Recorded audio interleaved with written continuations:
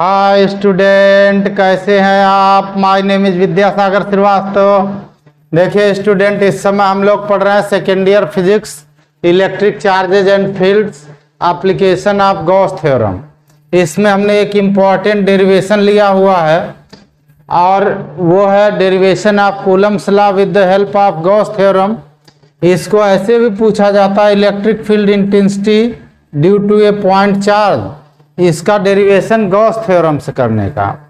तो यहाँ देखो स्टूडेंट, पॉइंट ओ पर हमारा एक पॉजिटिव चार्ज प्लस क्यू है, इससे आर डिस्टेंस पर पॉइंट पी है जहाँ पर हमें इलेक्ट्रिक फील्ड पता करना है। ठीक, अब अगर हम यहाँ इलेक्ट्रिक फील्ड निकाल करके फिर यहाँ कोई चार्ज रख देंगे तो चार्ज पर force F is equal to Q E आ जाएगा। ठीक, हम लेट कर लेते हैं स्टूडेंट कि P पर इलेक्ट्रिक फील्ड E है। ठीक, हम एक गॉसियन स्फीयर ड्रा करते हैं, क्लोज्ड सरफेस बनाते हैं और उसकी रेडियस R है, जो स्फीयर पॉइंट P से ऐसे पास हो रहा है। ठीक, अब इस गॉसियन स्फीयर के सरफेस पर हम एक एरिया एलिमेंट ds लेते हैं। ये जो कवर्ड पार्ट है ये ds है, ये हमारा है ds। ठीक, और इसके एरिया वेक्टर की डायरेक्शन रेडियली आउटवर्ड होगी, बाहर की ओर होगी, तो बाहर की ओर लगी है। पॉजिटिव चार्ज से इलेक्ट्रिक फील्ड भी इधर ही आएगा, तो इलेक्ट्रिक फील्ड और ds की दोनों डायरेक्शन सेम है। ठीक, यहाँ हमने वही लिखा है, in the diagram a point charge plus q is placed at point O, we have to find electric field intensity E at point P, we draw a Gaussian sphere of radius R through the point P। देखो student, यहां तक का ऊपर का आप नहीं लिखना चाहें तो छोड़ सकते हैं, पर उसमें इन द डायग्राम आप शामिल करेंगे। इन द डायग्राम यहां से आप चाहें तो लिख सकते हैं, पर हम तो पढ़ा रहे हैं तो हम तो एक एक पॉइंट हर चीज बताएंगे इसमें ना। Electric flux through the area element ds, तो इलेक्ट्रिक फ्लक्स जो थ्रू होगा वो d phi E is equal to vector E dot ds होगा। ठीक, total electric flux through the Gaussian surface,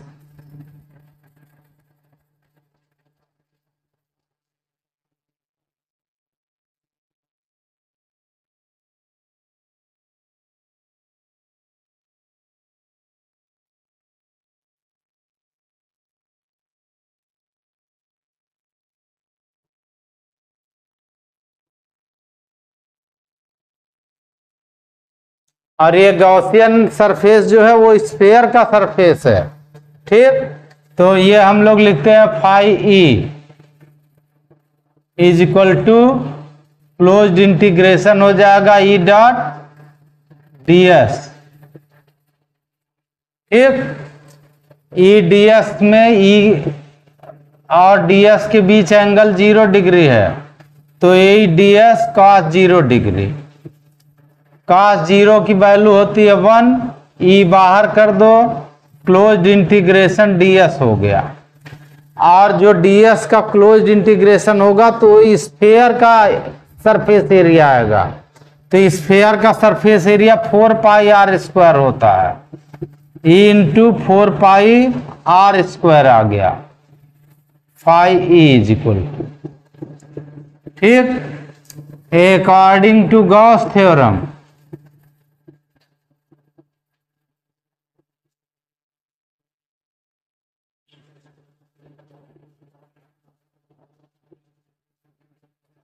according to Gauss theorem, Gauss theorem ये कहती है student कि टोटल फ्लक्स किसी भी क्लोज्ड सरफेस से वो Q अपान एप्सिलॉन नॉट होता है, तो phi E is equal to Q upon epsilon not.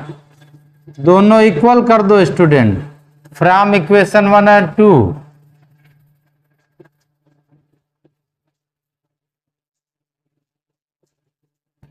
इधर हो गया E into 4 pi r square is equal to Q upon epsilon naught हो गया। ठीक, यहां से ई का फार्मूला आ गया, E is equal to 1/4πε0 Q/r² हो गया। ठीक, अगर इंटेंसिटी निकालने के लिए आएगा तो यहीं तक का आप लगाएंगे स्टूडेंट। ठीक, अगर इंटेंसिटी निकालने के लिए आया तो यहीं तक का लगाएंगे। और इसका ग्राफ बनता है कैसे, एक तो ऐसे बनता है, इधर R और इधर E। ठीक, तो ये ऐसे बनता है इस तरह से जो है, E प्रोपोर्शनल टू 1/r²। ठीक, पैराबोलिक बनता है। दूसरा 1/r से निकालो, और एक ग्राफ इसका बनता है ऐसे,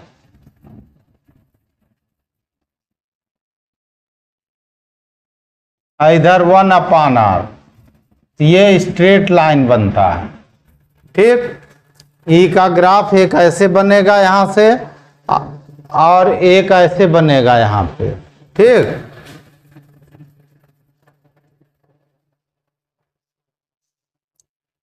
अब देखो student, if a test charge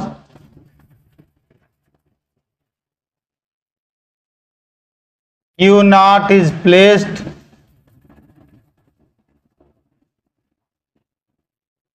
placed at point P, then force acting on test charge। ठीक, अगर हमारा कोई test charge Q0 point P पर वहां पे रख दिया जाए तो उस पर फोर्स कितना लगेगा, F is equal to EQ0। ठीक, F is equal to QE होता, वही लिखा है EQ0, E की वैल्यू यहां से लाइए, तो F is equal to 1/4πε0 Q0/r² हो गया। E की वैल्यू पुट करने पर ये फार्मूला आ गया। और this is Coulomb's law, this is